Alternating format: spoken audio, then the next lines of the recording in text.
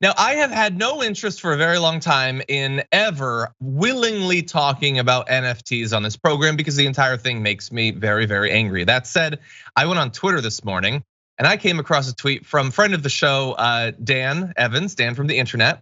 And he tweeted this: tell me NFT culture isn't for black people without telling me NFT culture isn't for black people. And he's quote tweeting at this thing from the account Coon Rise, talking about them announcing a new NFT drop. I wanna show you a little bit of the video that was attached to what Dan said. Take a look at a few seconds of this.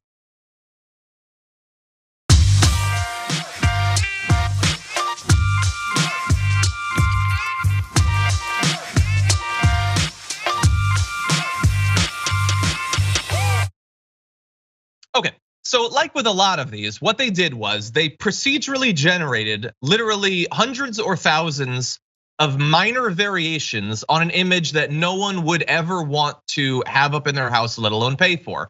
And you can just give them a ton of money to own one of these. Now, in this case, it's variations on what looks like cartoon raccoons, but that's not clear enough to the clearly racist base they're trying to sell these to. So they decided to just call it Rise of Coons. This is hardly, by the way, the first, I guess, toe in the water of racism in these NFT drops, because bear in mind, the most popular of these are the so-called bored apes. We'll show you one right here. There's many of these that you can spend hundreds of thousands of dollars to, and again, you might not be able to see my air quotes, own. You just saw it. If you want it, it's right there.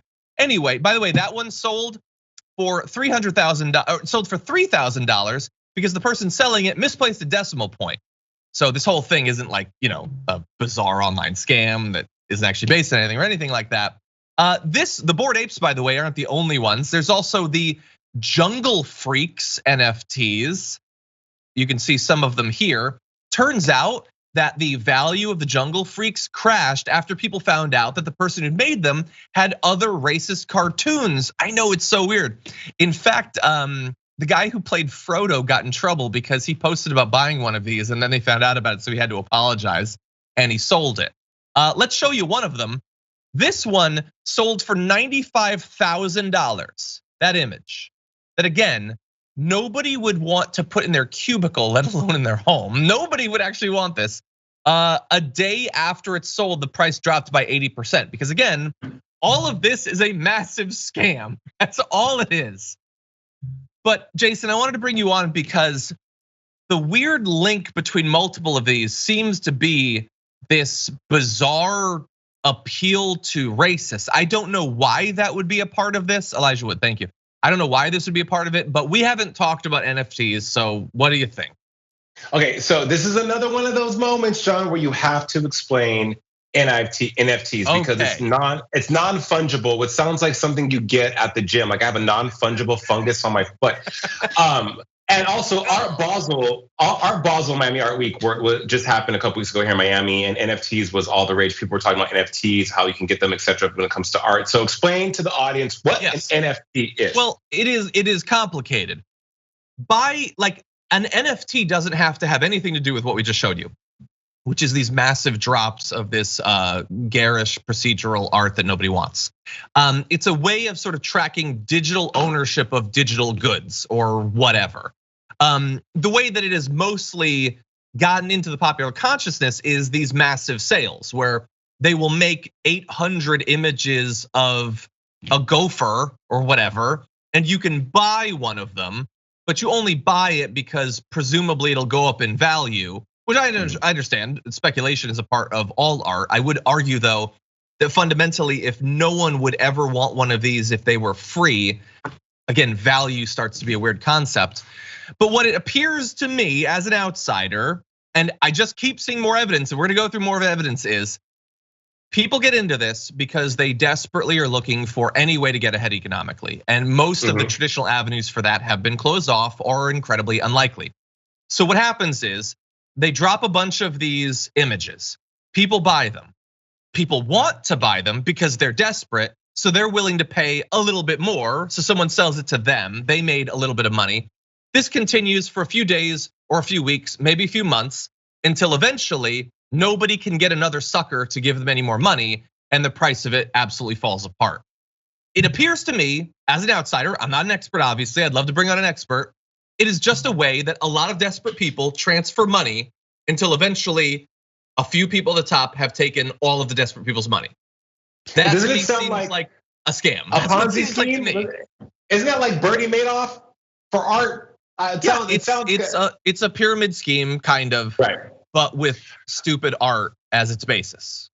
Well, your question was about the racist tones or the alleged racist tones from the creator. I'm not sure what his motive is behind that. Maybe if we want to reframe things, maybe he is LGBTQ plus and he fetishizes black men and he has a thing for black dudes and he's just mad that he can't date one, so he creates art as a way to cope with his lack of dating. Maybe, who knows? Back to NFTs though.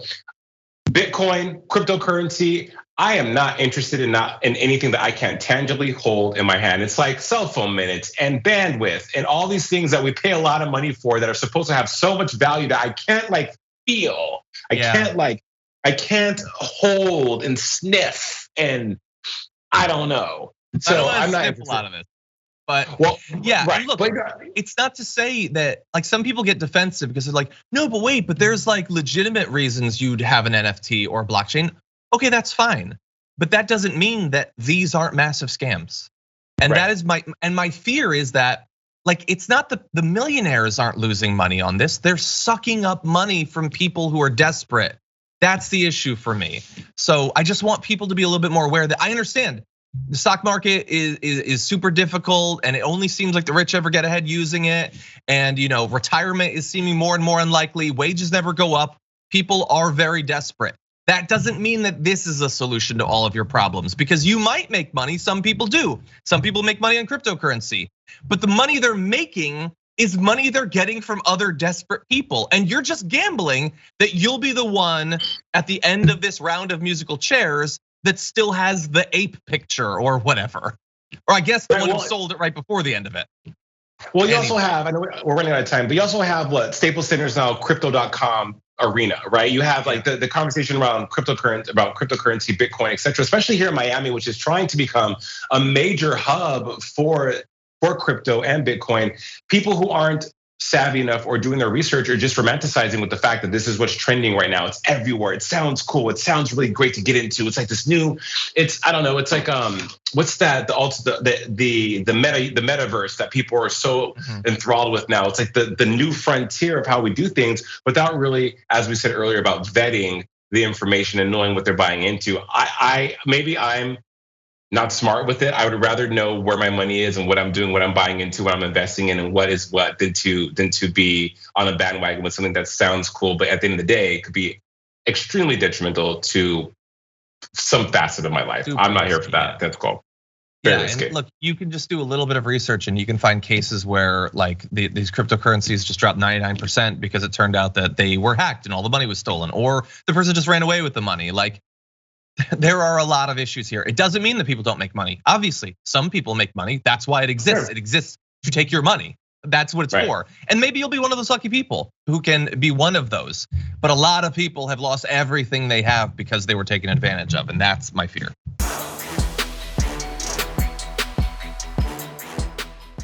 Check out the Damage Report podcast each day, wherever you get your podcasts, whether Pocket Casts or Stitcher or iTunes. You can join me as I give you the news and stories you want, with a range of co-hosts and interview guests jumping in on the fun each day. Again, that's the Damage Report, wherever you get your podcasts. And if you get them at iTunes, don't forget to rate and review. Sometimes I'll read them live on the show.